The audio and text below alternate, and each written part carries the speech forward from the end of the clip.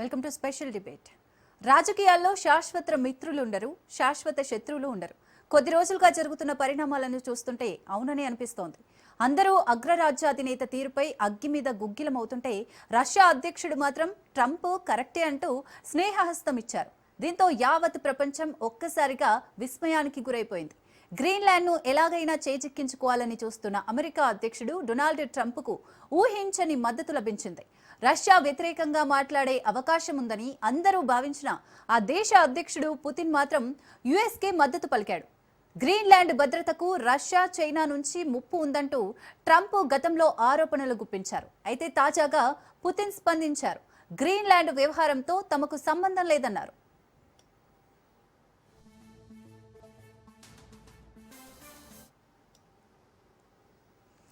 America, NATO వ్యూహాత్మక ప్రాంతమే Greenland. ఆ విషయంలో మాస్కో శాంతంగానే ఉందనే మెసేజ్ ఇస్తున్నారు పుతిన్.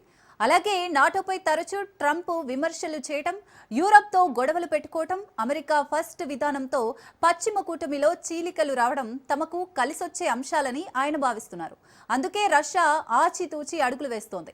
గ్రీన్లాండ్ కొనుగోలుపై ప్రపంచ దేశాల దృష్టి మళ్లడం వల్ల ఉక్రెయిన్ యుద్ధంపై ఒత్తిడి తగ్గడం ఖాయమని మాస్కో అంచనా. అంతేకాకుండా ట్రంప్తో పుతిన్ మొదటి నుండి మంచి సంబంధాలను కొనసాగిస్తున్నారు. డొనాల్డ్ తీసుకునే వివాదాస్పద నిర్ణయాలను సమర్థించడం ద్వారా అమెరికా అంతర్గత రాజకీయాల్లో, అంతర్జాతీయ వేదికలపై తన పరపతిని పెంచుకోవాలని వ్లాదిమిర్ ప్రయత్నిస్తున్నారు. ఇక ఆర్కిటిక్ ప్రాంతంపై రష్యాకు ఇప్పటికే మంచి పట్టుంది. అమెరికా అక్కడ కొత్త ప్రయోగాలు చేయటం వల్ల పరోక్షంగా ఆ ప్రాంత ప్రాముఖ్యత పెరగడం తమకు మేలు చేస్తుందని మాస్కో భావిస్తోంది.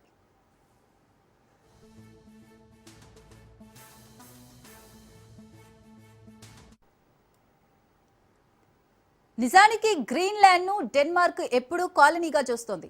ఏం జరిగినా గ్రీన్లాండ్ ఎపిసోడ్ తమకు అనవసరం అంటోంది రష్యా.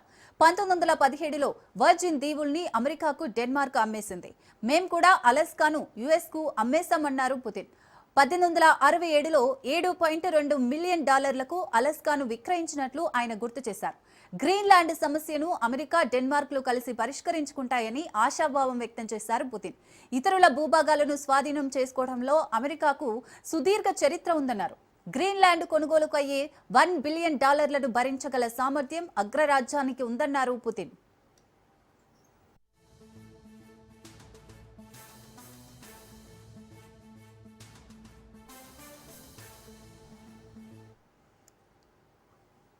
రెండో ప్రపంచ యుద్ధంలో 6 గంటల్లో డెన్మార్క్ జర్మనీ వశమైపోయింది. అప్పుడు అమెరికా అండగా నిలిచి డెన్మార్క్ కోసం గ్రీన్లాండ్లో సైనిక స్థావరాలు ఏర్పాటు చేసింది. అందుకే గ్రీన్లాండ్ని రక్షించి తమ అంతర్భూభాగంలో శత్రువులు అడుగు పెట్టకుండా అడ్డుకుంటామంటున్నారు